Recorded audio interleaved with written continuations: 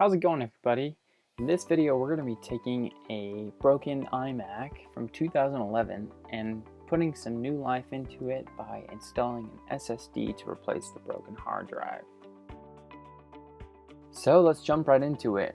First of all, I had to just pop off the glass that covers the LCD. This was pretty easy to do just by hand without any needed tools.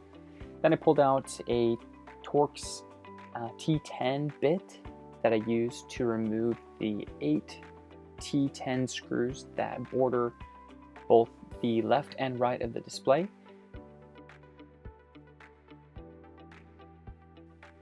Once I got all of those screws out, then I could lift the LCD out of the frame, and there's 4 little cables that need to be detached before the LCD will actually be fully removed from the computer.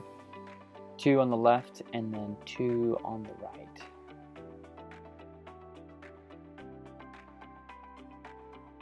At this point, I also realized that I had forgotten to actually remove the power cable, and so I made sure to do that before I disconnected anything further, just to ensure that I didn't get any electrical shock of any kind.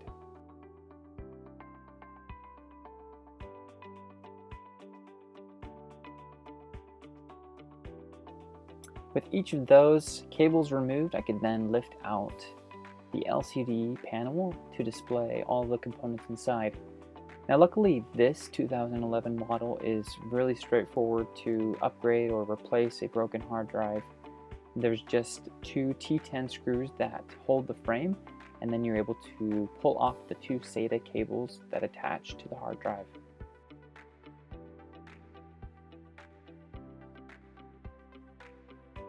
I'll just mention real quick too that on some of the earlier models of the iMac from 2009 up to 2010 and a little bit of 2011 I think too, then these hard drives had a temperature sensor, and so if you are going to replace the hard drive with an SSD, you need to modify the temperature sensor, otherwise all the fans will spin up to full temperature if you just kind of just remove that temperature sensor without doing anything to it.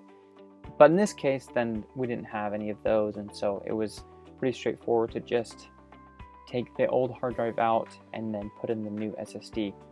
You can see me here also replacing the hard drive bracket, just so that in the future if someone got back in here and wanted to put another full-size hard drive in here, that they would have the correct bracket to go ahead and put it on. In my case, I'm just using a smaller SSD that I got from Amazon. It's a 256 gigabyte drive that will be more than sufficient for this application. Just a simple plug and play. As you can see, then it's a lot smaller than the old hard drive, and so just to help keep it in place, then I also used just a couple of zip ties to help me secure it to that mounting bracket. Sometimes you can use a screw, but I've seen that the old screws that were in there for the larger hard drive are actually a different thread pattern for these smaller, newer hard drives, and so instead I just use 3 zip ties, and that'll be more than sufficient to keep it from flopping around. But in most cases, then an iMac is on a desk and doesn't get moved around a ton anyways, and so I see no harm in just securing it with zip ties in this fashion. Now that we have that new SSD installed, we can go ahead and reinstall the LCD panel. My first attempt, I had it upside down, so I just had to flip it around. I then connected the 4 ribbon cables that connected the LCD to the logic board.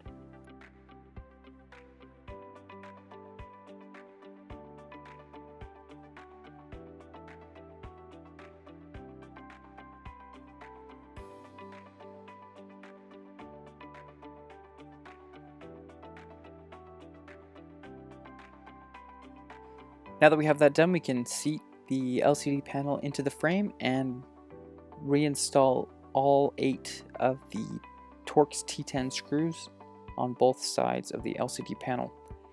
Before I do any of this, normally I would actually power it on and verify that everything is working properly.